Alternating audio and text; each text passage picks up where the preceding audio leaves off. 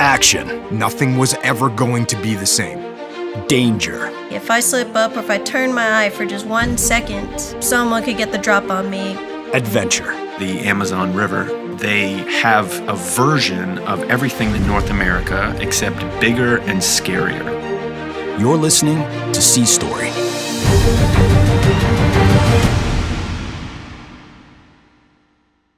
Episode 27, Cameras Down. My name is Jackie Smith. I'm a Senior Chief Mass Communications Specialist. I'm from Lincoln, Nebraska, and this is my sea story. I was the first female combat photographer for the Navy to be awarded the Bronze Star. This is the first time I've fully talked about it because once I got back home safe and I was good, within 6 months, the guy who had trained me to be confident, the guy who told me, hey, you're gonna go out there and you're gonna kick butt, he was killed. February of 2006, I was a first class petty officer, and I remember it was time for me to get orders, and I was talking to my detailer, and he's like, hey, I have a job for you. Well, it'll be a challenge. And I said, okay, talk to me about combat camera. Combat camera was one of those commands where you had to know your stuff. You had to be able to shoot great stuff under duress. I met with the operations LPO and the senior enlisted leader of the command the following day, and I was sitting with them, and the operations leading petty officer said, so you're a single parent? I said, yeah. He said, this command, I think it's going to be a challenge for you. We operate in harm's way. It's definitely not your typical sea duty. Another flag for me to say, oh, okay, so you don't think I can do it. I'm going to go ahead and do it. He was like, is your family care plan up to date? I said, yep. He said, welcome aboard. At Combat Camera, I was one of 2 females. The thing that I appreciated about the command is they use small unit leadership. So my team, from the moment we were told we were going to Iraq, trained together. We went through Blackwater training. You'd be on the range all day, learning how to shoot, urban techniques, how to dismount vehicles very fast, how to duck and cover, how to run and shoot, things like that. And then we also went through desert survival training. It brought a brotherhood and a sisterhood together. My team comprised of a diver, another chief petty officer, and 2 other first-class petty officers. They were all photographers, with the exception of my chief. I remember, I'd say we were about 3 weeks out from deploying to Iraq. I myself dug deeper and realized, yeah, we're getting ready to go to war. So I need for them to know that I'm all in and have their trust, because that's what you do when you get ready to go to war. Fast forward, we go to Iraq and we get into Baghdad. I was farmed out to an Army team that was in Baquba, Iraq.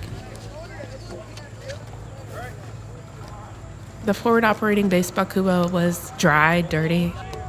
I ended up getting an Air Force partner, an Air Force combat cameraman as well.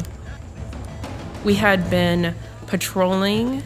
We had been looking for the bad guy, and we started at, I want to say it was like 2 o'clock in the morning, 3 o'clock in the morning, we started this patrol, and we ended up getting lost. I thought, let's go ahead and go back to base. Let's go back to the FOB. We couldn't find the bad guy. That means something. But obviously I wasn't driving the vehicle and I wasn't part of the logistics for that. So we pressed on and it became sunrise. We ended up getting to a village. I don't know if the bad guy was there or not, but we got to a village where we needed to dismount and I needed to document patrolling. We were about 10 or 15 minutes into the patrol and I was shooting with my camera and everything seemed okay. It was quiet. Then we were hit with small arms attack. I had to make the decision if I wanted to distance, which basically meant with the camera lens, you can easily distance yourself and you can easily just stay in the moment as a photographer, or if I needed to put my camera down and make sure that I was safe and those around me were safe. And I chose the latter one to put my camera down.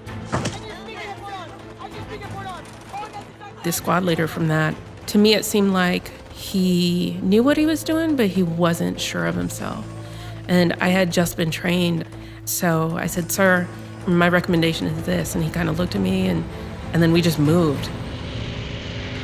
I wasn't doing anything but my job.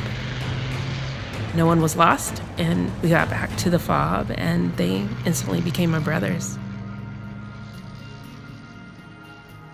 When I think of the Bronze Star, I think of it as a piece of paper. I value my relationships with the guys and the trust that I earned from them way more than that.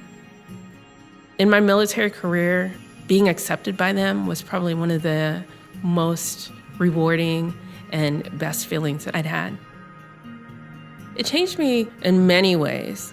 It made me so proud to be an American, so proud to serve my country. Any human, regardless of if they're male or female, can serve our country and can do anything. Our democracy is bigger than myself, and being able to contribute to it, I'm honored and humbled. To hear more stories like mine, subscribe to See Story today. Coming next.